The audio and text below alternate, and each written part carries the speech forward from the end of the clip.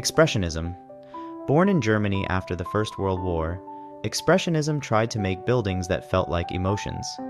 Architects pushed away from strict rules and clean boxes towards sculpted shapes that twist and swell. Surfaces flow like clay, windows stretch and bend, and rooms feel more like caverns than halls.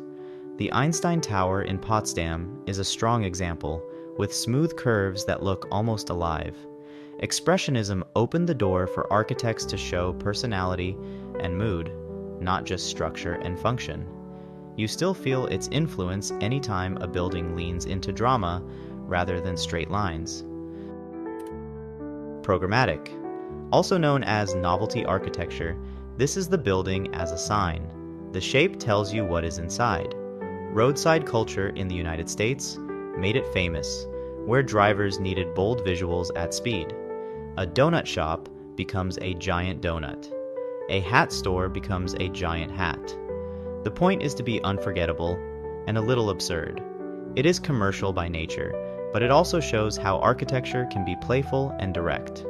In today's world of social media, this kind of visual joke still works because people love to share it. Googie. This is the look of mid-century optimism, born in the age of rockets, cars, and neon. Googie reaches upward with swooping roofs, starbursts, and flying saucer shapes that promise a bright future. Diners, motels, and bowling alleys wore this style to pull in drivers from the highway. Glass, steel, and glowing signs made ordinary places feel like a taste of tomorrow. Googie is weird because it is shamelessly fun, loud, and confident. Even now, it sets the tone for retro-futuristic design and branding. Metabolism, a visionary Japanese movement from the 1960s that treated cities like living organisms. The idea was to build a strong core and then plug in smaller modules that could be replaced as needs changed. That made the city feel adaptable, like a body that heals and grows. The Nakagin Capsule Tower in Tokyo became the icon of this idea, with a concrete spine and removable apartment pods. The tower was demolished in 2022, yet the core lesson remains powerful. Modular systems, prefabricated parts, and flexible planning are still shaping how dense cities evolve. Archigram, a British group that mostly worked on paper, but changed how architects think. They drew walking cities on robotic legs, plug-in cities made of swappable parts, and instant cities delivered by airship. The message was simple and bold. Buildings could be mobile, temporary, and fun. They questioned the heavy, static idea of a city and pushed imagination to the front. Even if their ideas were not built, their attitude seeded much of today's experimental design culture and made weirdness a serious tool. Earthship, a self-sufficient house type from the New Mexico desert that turns recycling into architecture. Thick walls are made from car tires filled with earth, which store heat and coolness. Big, south-facing glass walls capture the sun in winter and support indoor plants. Roofs gather rainwater, and simple systems handle power and waste on site.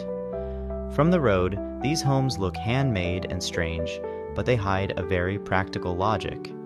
They show how low-tech materials and careful design can support real off-grid living. Brutalism. Famous for raw concrete and bold massing, brutalism aimed for honesty in structure and material. Buildings are heavy, blocky, and sometimes fortress-like, with deep shadows and strong geometry. The name comes from a French phrase that means raw concrete. Supporters value its directness and social ambition. Critics find it cold and severe. Either way, it is a style that refuses to blend in. The best examples use light, proportion, and texture to turn simple concrete into powerful sculpture. Deconstructivism. Here, the calm box gets taken apart. Forms are broken, folded, and pulled in different directions. Walls tilt, roofs peel, and surfaces slide past each other. The result is controlled chaos that still stands up and works. Architects like Frank Gehry, Zaha Hadid, and Daniel Libeskind turned buildings into dynamic art pieces. It can be jarring, but that is the point. Deconstructivism asks you to see space as something active, not just a container. Blob. These projects rely on computers to generate smooth, continuous forms. Designers set rules and relationships, then let the software shape curves that would be nearly impossible to draw by hand. The result is fluid and organic, like a drop of water or a seed under a microscope. Kunsthaus Graz in Austria, nicknamed the Friendly Alien, shows how a building can feel playful and otherworldly at the same time. Today, many everyday buildings borrow parametric tools to fine-tune daylight, structure, and airflow, not just to chase unusual shapes. Biomorphism. Architecture that takes its cues directly from living forms. Instead of edges and corners, you get gentle curves and smooth joints. The TWA Flight Center in New York looks like a bird lifting into the air. The Milwaukee Art Museum opens a giant wing that shades the glass beneath. Biomorphism tries to make buildings feel more human and more connected to nature. The effect is soft, calm, and a little surreal. Art Nouveau.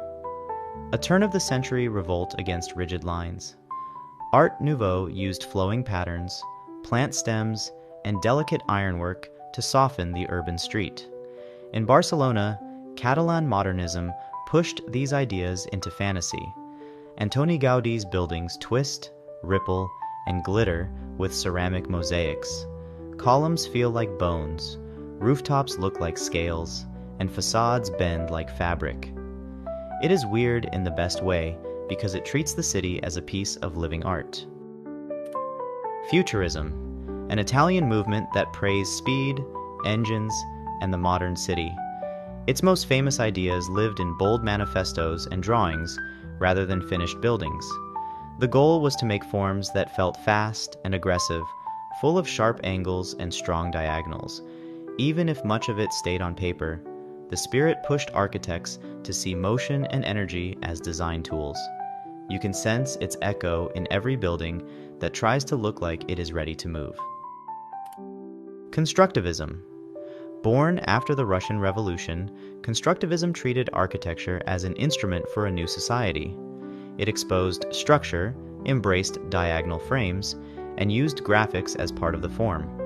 Some projects were never built, like Tatlin's Soaring Monument. Others, like the Shukov Tower and the Melnikov House, showed how radical shapes could be made real. Constructivism feels experimental even now, with a tough, engineered beauty. Czech Cubism. Prague architects took the fractured planes of Cubist paintings and carved them into stone and stucco. Facades break into facets, doorways cut like gems, and balconies slice into sharp angles. The result is rare and striking, like a crystal grown into a house. It turns light and shadow into active ingredients and shows how geometry alone can make a building feel strange. Postmodernism. A colorful answer to modernist seriousness. Postmodern architects borrowed from history with humor and a wink. You might see a classical column, but it is pink and oversized. You might see a pediment, but it frames a window like a cartoon. It is part critique and part celebration. Postmodernism allowed buildings to tell jokes, play with symbols, and speak to ordinary people, not just experts. High-tech. Sometimes called Baolism, this style puts pipes, ducts, and elevators on the outside. The structure is visible and honest, like a machine you can read at a glance. That frees up the interior as a flexible open volume. Color coding turns services into a graphic language. The overall effect is theatrical and a little shocking, yet deeply practical. It says that engineering is not something to hide. Kinetic. Buildings that move with purpose. Louvers pivot to track the sun, roofs slide to open a room to the sky, and facades breathe to regulate heat and light. Motors, sensors, and simple mechanics turn walls into instruments. The look is futuristic because movement is unexpected in a building. It also saves energy and makes interiors more comfortable. When motion fits the need, it feels magical rather than gimmicky. Inflatable and pneumatic. Lightweight membranes create space with air pressure. Pavilions and halls pop up quickly for fairs, festivals, and emergencies. The forms are smooth and rounded, like bubbles grown to human scale. They are easy to transport and surprisingly strong. In a world that needs flexible space on demand, this idea keeps coming back. It shows how far you can go with fabric, air, and good engineering. Geodesic domes. A sphere made from a network of triangles that shares loads efficiently. Buckminster Fuller championed the dome as strong, light, and quick to build. The geometry encloses a lot of space with very little material. Domes feel both technical and playful, like science you can walk inside. They are still used for greenhouses, sports spaces, and temporary structures where speed and efficiency matter. Thin shell concrete. Concrete can be paper thin if it curves the right way. Shell roofs, shallow domes, and saddle shapes span long distances with minimal material. The trick is geometry. Curvature gives strength, so the structure acts like a stiff skin rather than a heavy beam.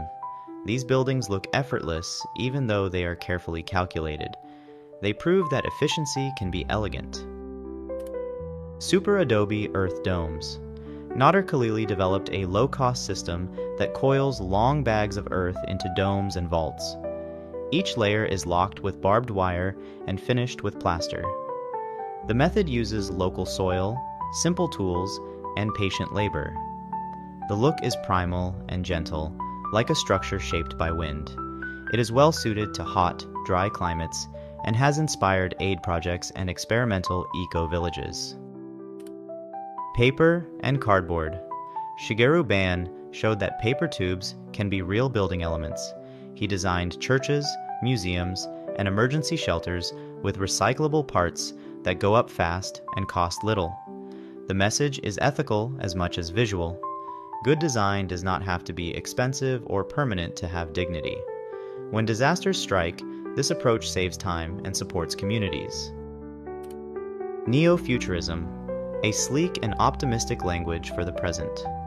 Sweeping curves, long spans, and glossy surfaces aim to inspire rather than hide. Bridges look like wings, stations like sea creatures, and museums like ribbons frozen mid-flight. It is high-tech romanticism that tries to make infrastructure feel special. When it balances spectacle with function, it can lift a whole neighborhood. Hundertwasser. A one-man revolt against straight